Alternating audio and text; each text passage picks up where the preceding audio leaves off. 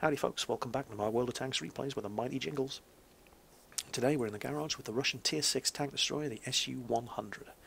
Superficially, very similar to its predecessor, the SU-85. As you can see just by looking at them, they are very similar looking tanks. Now, I'd just like to draw your attention. I hadn't noticed this. I don't know when they introduced this into the game. It was either in 7.5 or 7.4, but watch what happens when you mouse over the tank in the garage. It displays a lot more information than I can remember it displaying. But what I want to draw your attention to is the third one down, average damage per minute. Now, when you mouse over a tank destroyer, it tells you its DPM. And we can see, looking at the SU-100, that it has 1828 DPM. If you look at the SU-85, it has 1800 DPM. Now, you might be thinking, well, hold on a minute. What's the point in getting the SU-100? It's only got 28 more DPM than the SU-85. Well, very good question. Glad you asked. The point is, the SU-100 is the first Russian tank destroyer where the real character of the Russian tank destroyer line starts to show itself. It's all about horrible accuracy, monstrously long reload, horrible aiming time, and massive alpha damage. Now, you don't get that in the SU-85. You kind of used to with the 107mm gun, but now that's gone. And the SU-85 is more like a German tank destroyer. It's like the Stug. It's more like the 76mm gun-armed American tank destroyers. It's high penetration, average damage, pretty accurate, very fast rate of fire. It achieves that 1800 DPM by constantly firing the gun very quickly. The SU-100, and you're going to find this in the SU-52, particularly the ISU-152, the Object 704, and the Object 268, but it starts here on the SU-100. That 1800 DPM is all achieved right up front with one massive punch from this 122mm gun. And in that respect, it's completely different from the SU-85, and it's purely because of the guns that this thing uses. Now, quick look at the stats. 580 hit points. Yep, not a lot. That's at least 100 lower than any of the Tier 6 medium tanks, and you find this with most of the tank destroyers. They tend to have lower health than equivalent medium tanks of the same tier. And that's no change on the SU-100. They are kind of fragile, they are kind of easy to kill. They're not designed for going toe-to-toe with enemy tanks. They're designed for shooting from a distance and, taking stealthy shots. They're, well, I'm going to say snipers. It's not really true of the SU-100. Its accuracy at long range is bloody awful. But you definitely don't go toe-to-toe with enemy tanks in this thing if you can possibly avoid it, unless you are positive you can get the first shot off and kill him, or get out of there before he returns fire. Generally speaking, you want to be firing from a nice safe distance in these things. Now, it is, just like the SU-85, very mobile. It only weighs around 33 tons, and it has a 520 horsepower engine. Put that into some sort of perspective for you. Back to the tech tree, have a look at the T-62A. The T-62A Tier 10 medium tank only has a 580 horsepower engine, and that weighs 37 tons. So, comparable speed, comparable manoeuvrability, well, not manoeuvrability, but comparable speed and power as a Tier 10 medium. So it is quite quick, and it can do 50 kilometers per hour. The power to weight ratio is pretty good, and it doesn't have much of a problem reaching that 50 kilometers per hour. It's like its predecessor, the SU-85. It's a very mobile little tank destroyer, and it turns. That's actually faster traverse speed, 36 degrees per second. It's 1 degree faster than the SU-85. So the SU-85 was already a very mobile and agile little tank destroyer, and the SU-100 it's at least as good, if not better. Now, we get to the armour, and yeah, the armour's crap. 75mm at the front, 45 at the sides and rear. I could talk about weak spots. It does have weak spots. Driver's hatch here, commander's hatch at the top. But we're talking about weak spots on a machine that only has 75mm of armour at the front anyway, at Tier 6. If you stop getting shot at in this thing, you're going to be dead in 3 hits, at the most, from most things that are going to be shooting at you. You can get some bouncers on the front. It is well sloped. It's kind of sloped on the sides as well, but it'll be luck rather than judgment if you get shots bouncing off this thing. You can take steps to increase the likelihood of a bounce by the simple method of angling your hull. It works just as well on this as it does on anything else. But generally speaking, if you get shot at on this thing, you're probably going to die very soon. View range isn't bad at all. This is a vast improvement over the SU-85. The SU-85 only had 280 metres view range. It was very, very short-sighted and totally at the mercy of other tanks on your team spotting targets for you. It's not such a problem in the SU-100. It does have a 350 metre view range, which is pretty good for such a low-profile vehicle. You couldn't really ask for better than that, something of this low to the ground. But you still don't want to take chances. You still want other tanks spotting targets for you and you knocking them out with this big old gun of yours. All it means is that in those situations where you don't have the choice and you have to go alone and spot targets for yourself, you have a better than average chance, certainly better chance than the SU-85, of spotting them and getting that shot in before they see you and kill you. Signal range, exactly the same radio as the SU-85, 525 metres, which is, it's adequate, it's alright. More would be nicer, but, you can only play with the hand that you're dealt. 525 metres will do. But it's a tank destroyer. It's all about the gun selection. And we have quite a selection of guns on the SU-100. Let's have a quick look at the research tree. Spot of advice for you when you do get the SU-100 and you're going through the research options. Well, before you even get to the SU-100, if we go back to the SU-85, this is what I'm talking about. That gun there, that sits in the place where the old 107mm gun was, and this is the gun that the SU-85 is all about, the upgraded version of the 85mm D5S.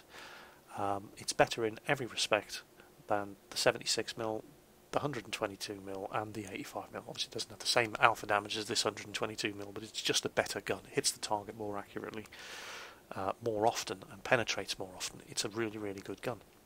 And I covered it in my SU-85 review. However, you want to be using this gun at first on the SU-100, so please don't be tempted when you're playing the SU-85 to go straight to that gun and then unlock the SU-100 and then start playing the SU-100. You will regret it.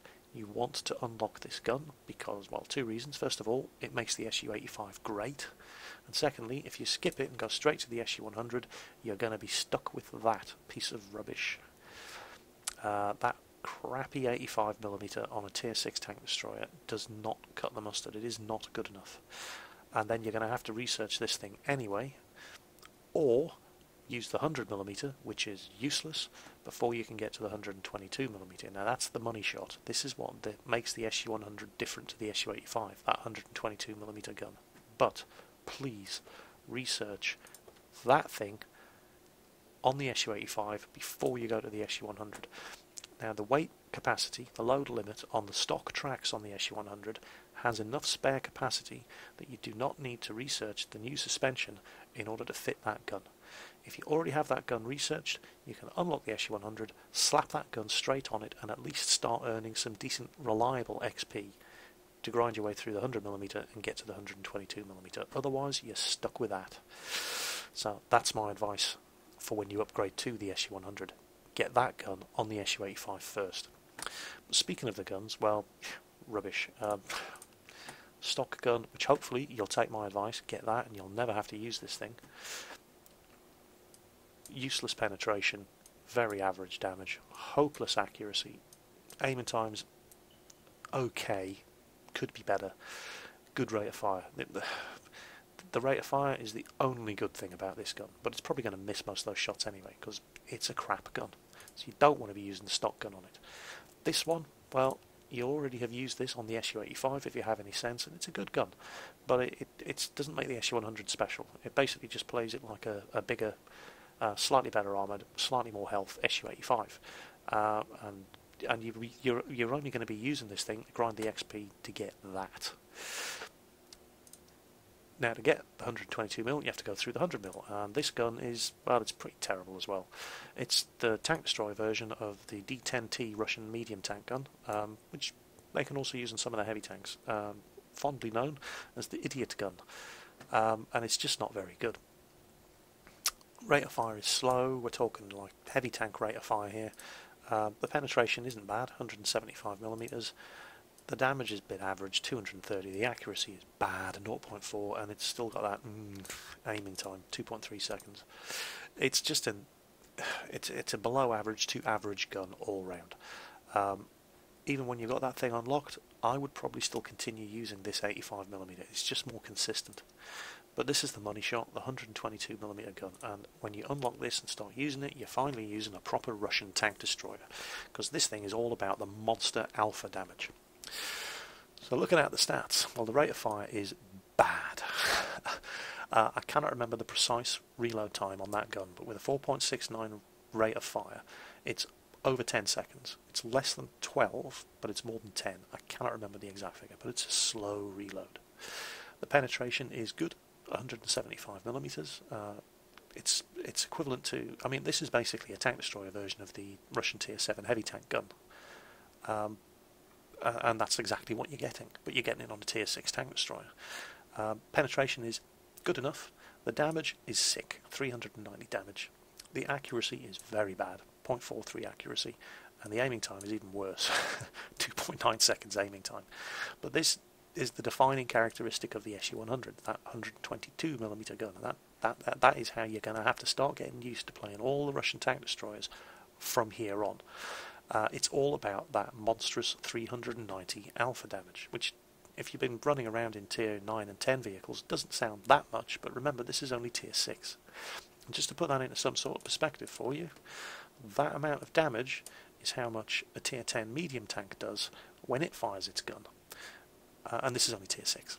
So, yeah, and that's defines how you play the SU-100, and that explains the difference in style between the two. Because if you look at the DPM of the SU-85, 1800, the SU-100, 1828, same DPM, but it's how that damage is delivered to the target. With the SU-85, you're firing lots of shots, very rapid fire, and you're building up your DPM that way. With the SU-100, you lie in wait. Here he comes, aim, aim, aim, fire, boom, there goes half his health. It's all about the alpha damage, and it's a lot of fun, but it can be very frustrating. With that 0.43 accuracy, that 2.9 second aiming time, big old aiming circle, it's not very accurate gun. It's definitely not a sniper. It's not to say that you cannot hit targets at long range with it, you can, and they're left reeling and thinking, what the hell was that? But you have to count on this thing missing at long range. Firing at a moving target, forget it. You're just going to give your position away. This is a, well, you know, it's a bit of an enigma. It's like the BL-10, just, you know, not as powerful. It has horrible accuracy. It has good penetration. It has whopping alpha damage, and it's all about getting that first hit in on the target and scaring the crap out of them. And in that respect, it's very, very, very, very effective gun. Generally speaking, you do want to be sitting in a bush waiting for your target to come along, or being spotted by friendly tanks, and then you unload that thing into them. However, you can, because it does so much alpha damage, and this is something that would tend to get you killed in the SU-85, you can get close, pop out from around cover, unload that thing into their faces, and then back away if you have to. If you know, if it isn't enough to just kill them outright, you can do that in the SU-100. That would probably get you killed in the SU-85 unless the target was on low health. And in that respect, it's just like the ISU-152, the Object 704, and to a lesser degree the Object 268. Now, equipment and modules. Well, you definitely want a medium caliber tank gun rammer on this thing. Horribly slow reload, and that reload time that I quoted to you earlier of more than 10, less than 12 seconds. That's with a medium caliber tank gun rammer fitted. I've slapped the camo net on it, which I think is a good idea in this thing. It is very low profile, it is very stealthy, and not being seen is your biggest defence, as it was in the SU-85. My third option, I've put improved ventilation on, and I think I only did that because I had some spare from a medium tank that I'd sold. However,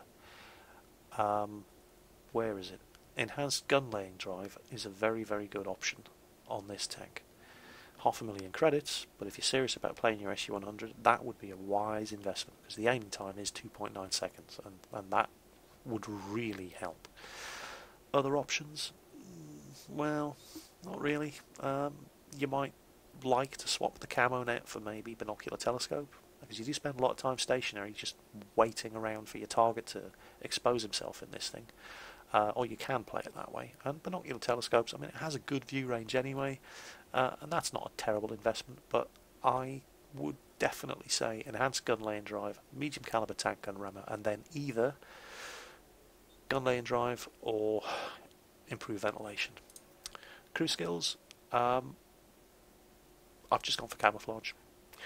There are certainly other crew skills you could use, but camouflage is good for everything in this thing.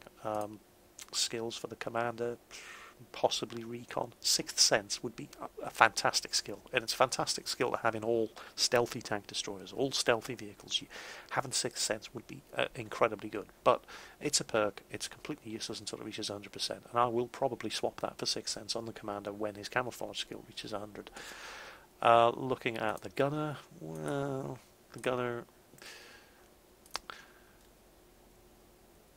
designated target, making the enemy vehicles visible for 2 more seconds, wouldn't be terrible. Deadeye, nah, not really. Snapshot, accuracy during turret rotation, not really, no. That also applies during hull rotation on tank destroyers, but no, that's just not how this thing plays. Genuinely, I do believe that for the gunner, well, maybe designated target, but you're probably going to get more value out of camouflage even on the gunner. For the driver, I've gone with camouflage, and clutch braking, increasing rotation speed, it's pretty good anyway, but if you get into a tight spot, being able to outturn the enemy and bring your gun onto him before he can get around you is going to save your ass. But again, generally, not being in that position in the first place because he doesn't know where you are, because you've got camouflage, just seems like a better idea. As for the loader, well, the loader skills are all crap because they don't get skills, they just get perks. So I've gone with camouflage on everybody. Not being seen, getting that first shot off is what makes this thing great, because that first shot is really going to hurt them. So that's the SU-100 in the garage. I've blabbed on about it far too long. Let's take it out and get some kills. So here we are. My first game in the SU-100 today was on White Park. I don't know how I feel about this map. I mean, it's not a bad map, but I just feel that the gameplay, it's kind of like Prokhorovka on Assault. It's not a very dynamic map. It's very static. The gameplay just always seems to bog down in the same areas every time. And I know you get this on most maps, but it just seems less fluid on this one. But, you know, I mean, it's not a bad map. It's just not one of my favourites. So, it's a tier 7 game, tier 6 tank destroyer, it's not a problem. We've easily got the penetration to hurt any of these guys. And we've got the alpha damage to take off half, if not more, of the health in any one shot of almost everything on the enemy team. So I kind of debated about going over to this road here and covering there, but it looked like there were more than enough people going that way and hardly anybody going this way, so I thought I'd just pop over here and defend the railway line. And there we go. Look at the size of that aiming circle. And the aiming time is pretty bad on this gun. But, you know, those are the Russian 122mm guns for you. They're pretty much all like that. Until you get up to, you know, the tier 9 and 10 heavy tank guns. They are pretty much all uniformly awfully slow aiming. So yeah, I'm umming and ahhing about this, and I'm thinking, I really don't want to be going down that railway line. I'm a tank destroyer. I want to wait for them to come to me and then blow the crap out of them.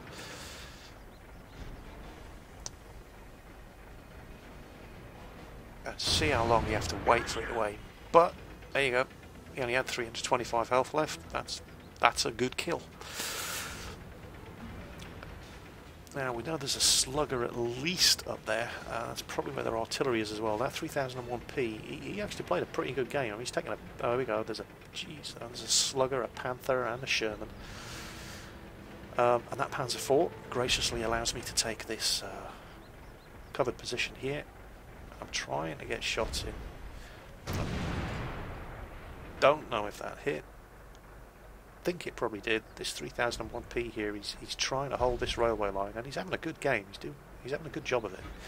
He's not being stupid, but there's just too many guns up there firing at him, so he's falling back very wisely. And I'm just waiting for those targets. And the score's 3-4 to the enemy team at the moment. I think I thought this M4 might have been... There you go. That's that .43 accuracy for you. I think my next shot... Oh great. Our Jagd Panther is now on -1 score.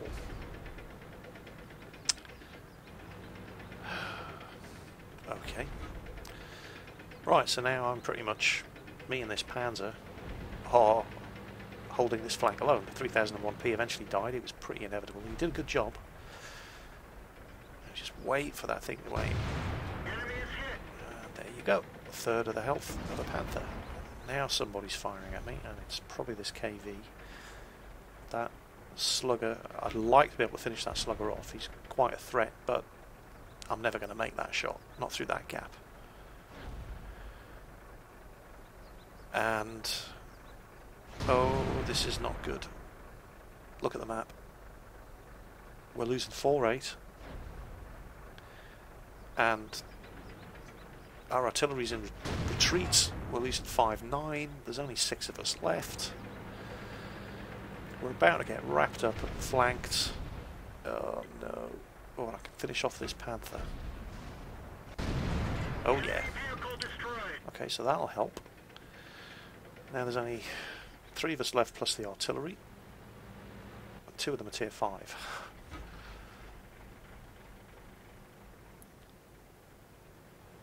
And this one ended very unfortunately.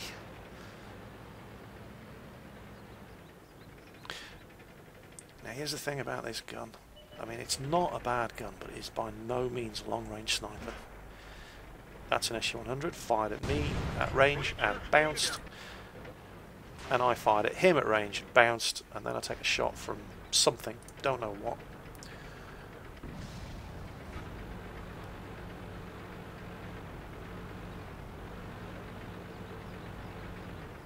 And this T-25 really needs to get the hell out of my way.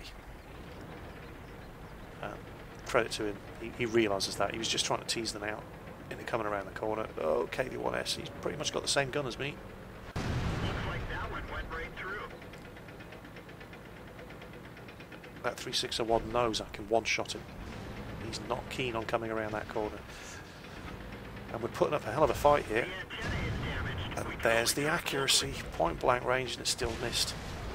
And we're just about to lose that T-25.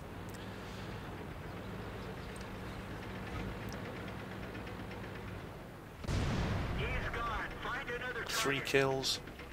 It would actually still be possible for us to win this. However, I get stuck. We're done for. Everyone get out. And I should have been able to shoot and kill that KV-1S. And I got stuck on the corner of that building. I couldn't move. So that was a really disappointing game. But the SU-100 performed pretty well in that one. The odd shot missed, but you have to expect that with this gun, and its long-range performance is not very good. But at short to medium range, this gun absolutely owns. And the next game I played was substantially better. So here we are on steps, tier 6 game. I'm top dog, but there's a lot of medium tanks there. Well, a lot of medium tanks on our team. The enemy only have 2, but they've got a lot of tank destroyers, including another SU-100. Not too worried about the Jagd Panzer IV, although, despite the fact that, in many people's opinions, the Jagd Panzer IV is the worst of the tier 6 tank destroyers, and I kind of have to agree, because with tank destroyers it's all about the guns, and the Jagd Panzer IV's gun isn't very good. 132 penetration in a tier 6 tank destroyer? Well, prior to patch 7.5, the Jagdpanzer 4 could have to fight E75s and IS3s, and that gun just wasn't going to penetrate them from the front, and in a lot of cases it wasn't even going to penetrate them from the side, and it just really wasn't that accurate enough to aim for weak spots. But now that it only has to fight tier 8s, I think the Jagdpanzer 4 is going to have a much easier time of it. We shall see. But anyway, this is about the SU-100. Don't have any problem penetrating and damaging anything on this game with that gun. So, yeah, here comes the artillery. Can't really blame them for shooting at me in this one. That wasn't artillery. That looked like a medium tank with that amount of damage. So, already taking a hit, down to 77%.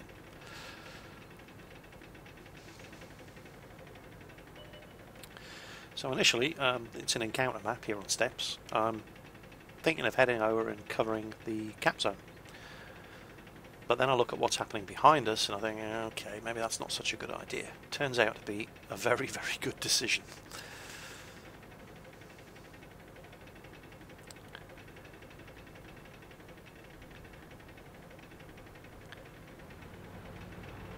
So I'm heading back.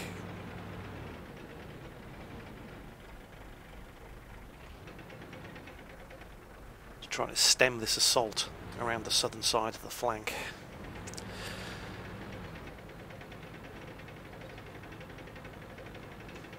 Now, I'm not alone. I do have a 3001P and a KV-1 who've stopped to help defend as well, but that 361H is not doing himself any favours whatsoever.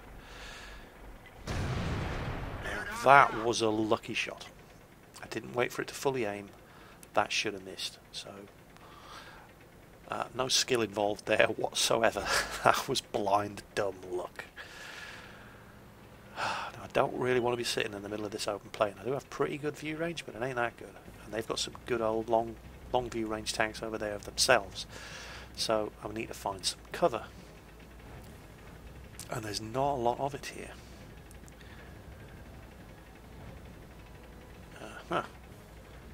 Enemy SU-100. He's on 60%.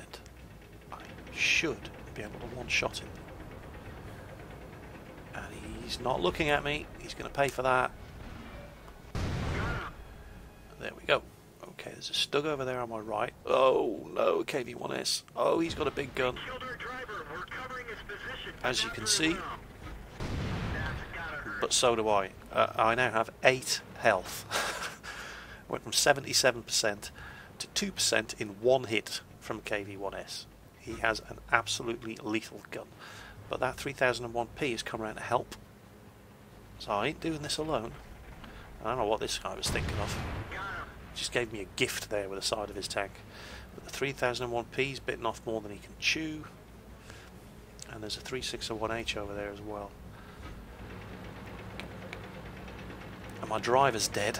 And I can't... Can I get up here fast enough to save this P? Yes, I can, but now the 361H is going for him and he's a dead man. Although our KV-1 is trying to help him out, but no. That was pretty much inevitable. Suddenly the odds have swung drastically in our favour. I've killed 4 of the 5 tanks with help from the team. Did not do this alone, but I've killed 4 of the 5 tanks who were trying to come around the southern flank. But I have 8 health, and I really don't want that 361H to get the first shot into me. So I am not going over the lip of this hill, not with my gun depression. If he wants me, he's going to have to come and get me. 5 kills. But again, you know, I can't stress this enough. It was teamwork that won this for us. If it had just been me here, I'd have been dead. No question about it. There were plenty of other tanks there, chipping away at their health, and providing distractions for these guys, so they weren't all shooting at me, and we took advantage of it. Now, it's going to take me a while to get anywhere here, because I do have a dead driver, and the best I can do is 25 kph. I forgot to stock up on first aid kits. I'm always doing that. I do have a couple of tanks that I keep getting into battles with. People say, why don't you use first aid kits and repair kits? I just keep forgetting to put them on. For some reason, I ended up not restocking them, and then I keep forgetting. I get into the battle and I think, oh, I must remember after this game to put a first aid kit and repair kit and fire extinguisher on it, and then I don't. And then I get into the next game with it, and I still haven't got them. So I am crap. We have established this. I'll just speed things up here until we can get into position. Now this could still go anyway. We're winning 10-9. There are still 5 of them left. And they're capping. So I'm going to take advantage of my team scouting for me. Normally I wouldn't do this with the SU-100. However, I know how slow a KV-1 is. And I was fully aimed at where he was. And it paid off. He's down at 23%. Enemy armor is destroyed. And there's Top Gun. So I'm asking the team, spot please guys. Because there is another KV-1 down there. And there he is, 66%. Theoretically I could one-shot kill him. But it's going to be a tough shot. They're hit. Yeah, that'll do. I'll take that. Our artillery's letting us know he's out of ammo. He can't help us anymore. He did a good job. And, well, just fired a fraction of a second after the 3.601. Might have gotten Bolter's medal, but it might have missed. You never know. And now all they have left is a 3.601 and a T28, and with a dead driver, I'm not going to get there before these fellas do. Even the Churchill can beat me up there. That's how slow this thing is with the dead driver. So we'll speed things up just so you can see what's going on. But yeah, it could easily have been a Bolter's medal game. But you know, I'm happy with Top Gun. And now there's just the 3.601, but I don't have the line of sight to him. And just before I get there, he gets killed by I'm not sure what, 3.601 again. Yeah, he got 3 kills. Good game for him too. So there you go. Experience was doubled, so that was 1,250 XP, which ain't bad. Tier 6 machine.